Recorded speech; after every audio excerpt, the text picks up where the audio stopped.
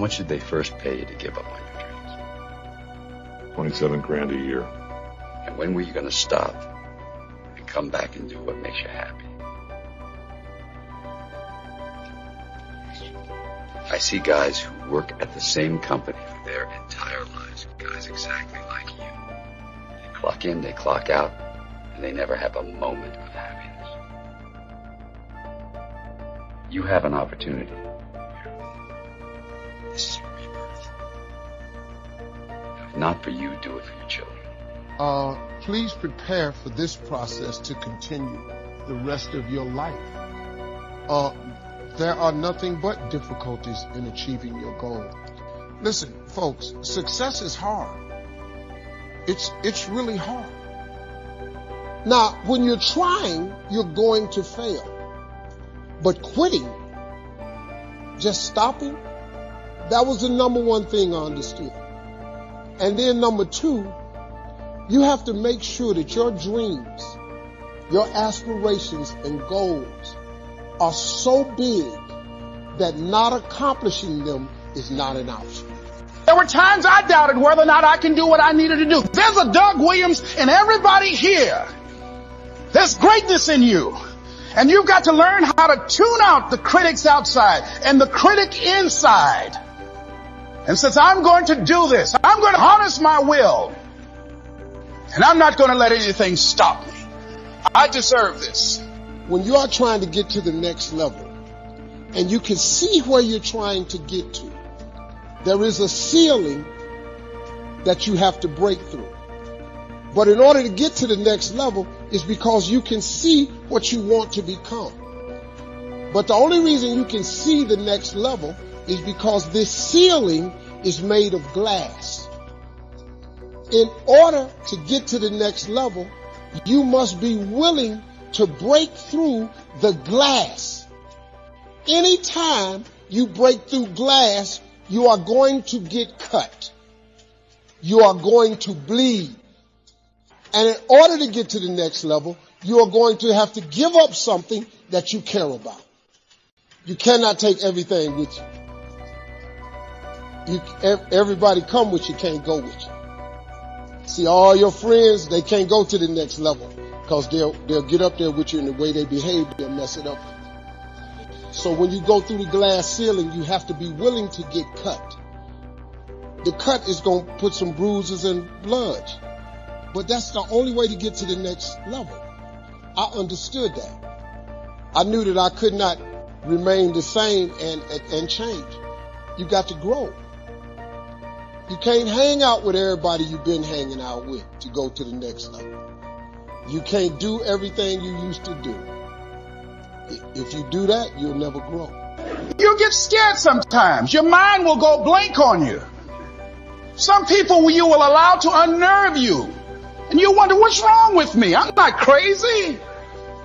That's why you've got to learn to make a conscious, deliberate, determined effort to stand up inside yourself. Working on yourself, watching that inner dialogue, it will determine the quality of your life. I don't believe this. I know this. I've had a challenge of losing weight. I'm walking through the airport, this voice say, why don't you have some M&M peanuts? No! Well, just one. When you're working on something you want to achieve, you have got to stand up to that voice. You've got to sell yourself every day on your abilities, on what you're doing, on the goal that you want to reach. You've got to sell yourself every day, every day, every day. According to your level of belief, it will manifest itself in what you're doing. Whatever we have right now, whatever we're demonstrating in our lives, is a result of what we believe subconsciously that we deserve. I know from living that if you quit whatever you're trying to accomplish, if you quit, whatever you were trying to accomplish can never happen.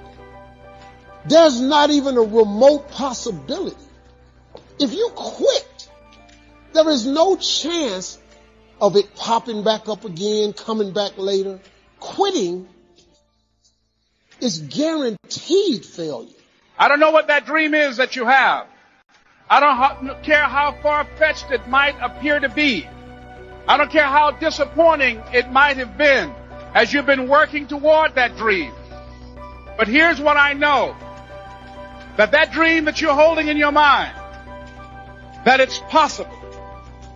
Let's say that together, please. It's possible.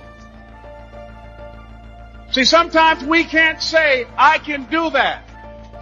But what we can say, that it's possible that I can have my dream as we run toward it, as we work on it day in and day out.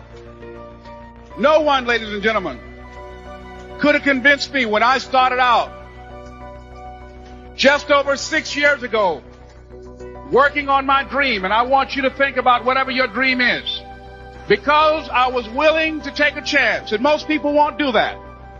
Most of the people that you talk to try and bring them into the business, these are not risk takers. Most people have done all that they're ever going to do. They raise a family, they earn a living, and then they die.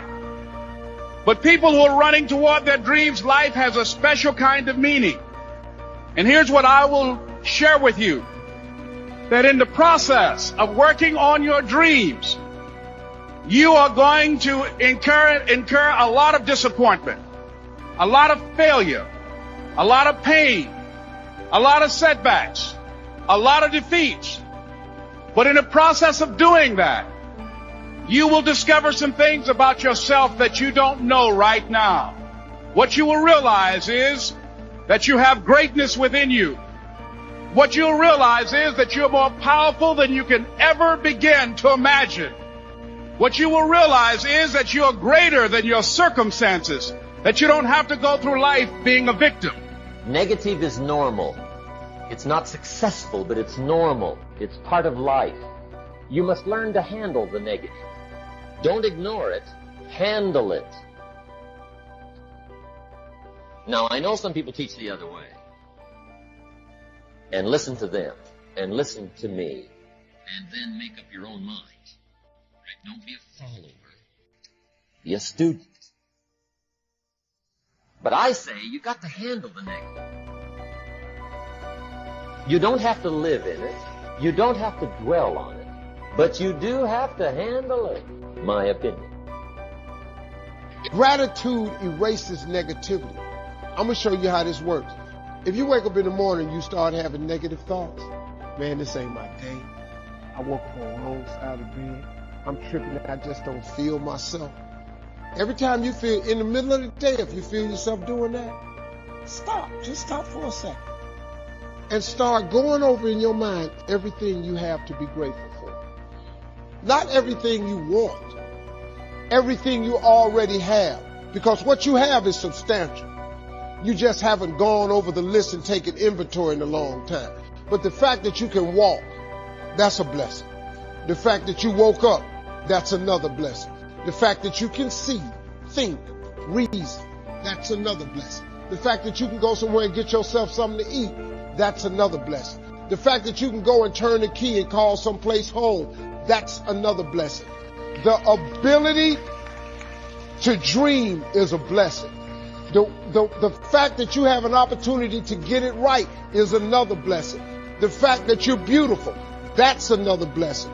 The fact that you have any measure of health, that's another blessing. And I'm just talking to you, I don't even know you.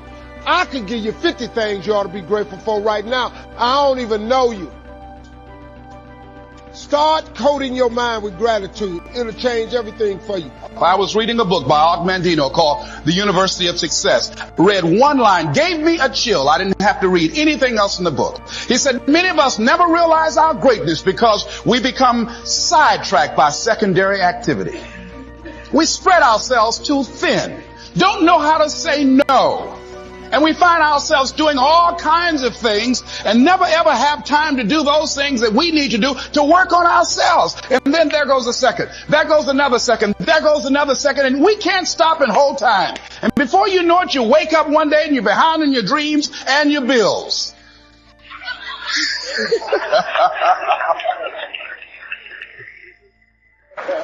So decide that you're going to take some time to work on you, that you deserve that from yourself, that your life deserves some prime time because you are creating your own production. As Michael Todd would say, you are the star of your show. You are the director. You're writing the script. And you will determine whether your life is a smash office hit or a flop. You determine that. Working on yourself, talking to yourself. That's so very important. Overcoming the negative conversation, that inner dialogue that's going on all the time. Even when you don't want it to be there. You can't stop yourself right now from thinking. You can't do it. It's going on. And so learning how to empower yourself, part of doing that is standing up to yourself. You've got to stand up inside yourself sometimes and say, shut up! You've got to do this. I was going to give a presentation, and this voice inside of me saying, you can't do this. You don't have everything it takes. Shut up! I'm behind on my bills, and you're telling me what I can't do. I have got to do it. And there is a war on. The minute you were born, you got involved in the war between good and evil, between darkness and light, between negative and positive, between evil and good, between tyranny and democracy, between weeds and human activity. I mean, the war is on.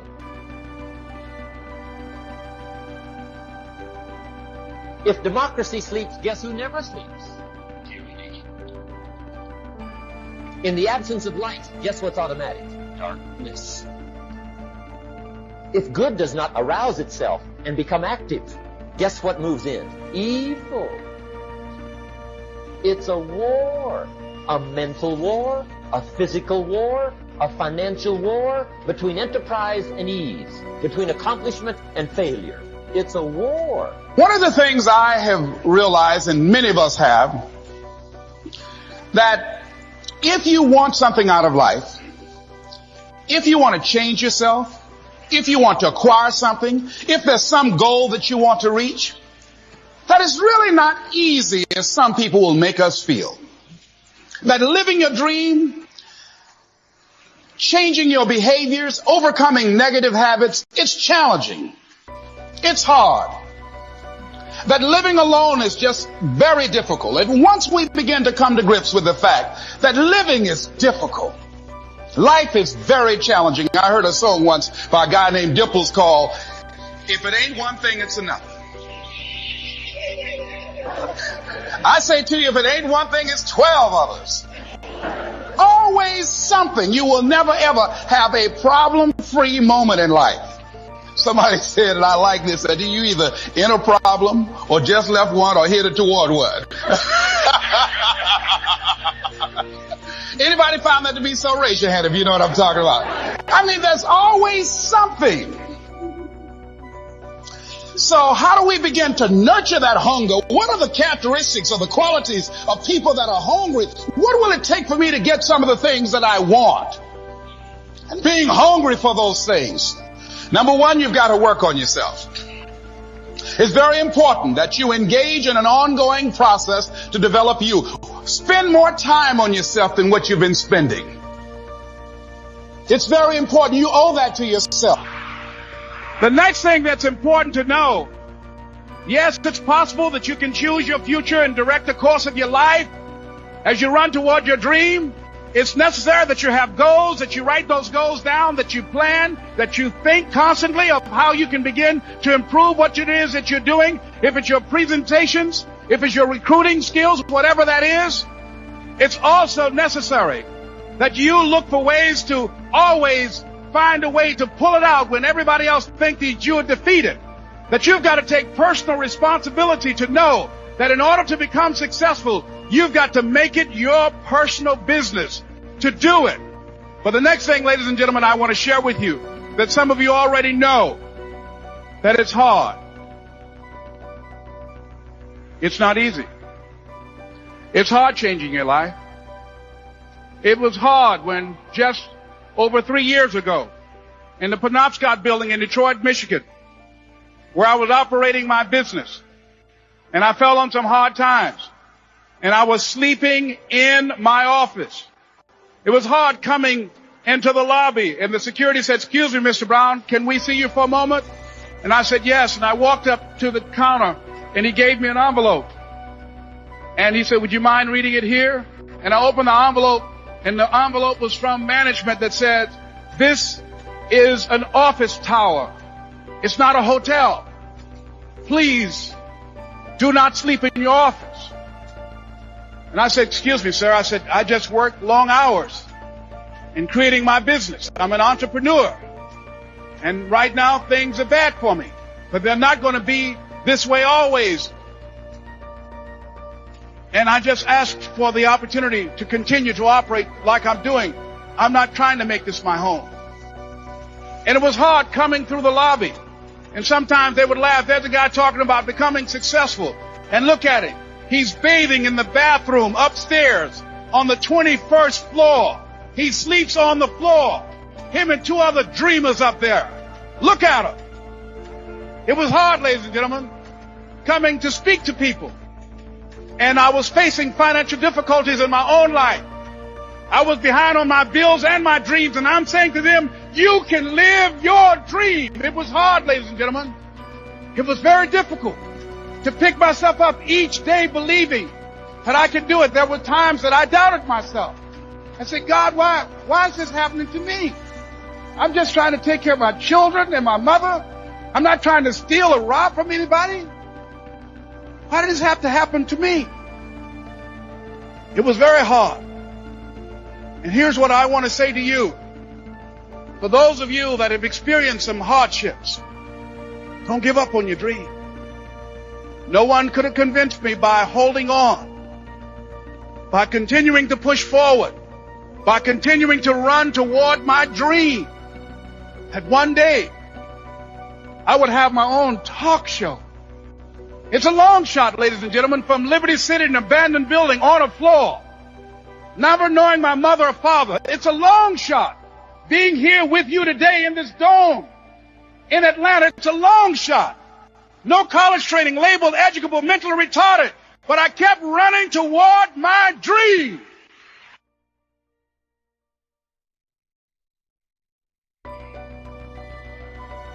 Don't stop.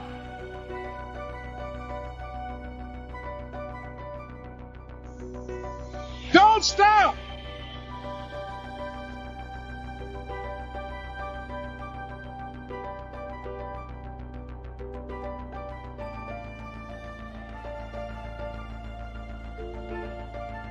Don't stop running toward your dream.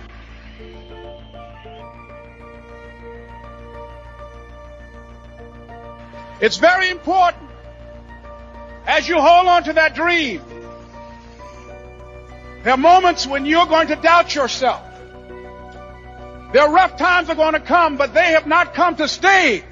They have come to pass. It's very important for you to know that. Don't say I'm having a bad day. Say I'm having a character building day.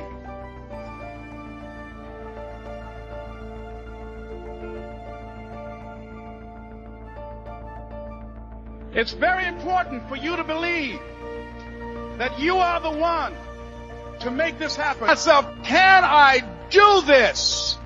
And something said within me, you're the one. You're the one.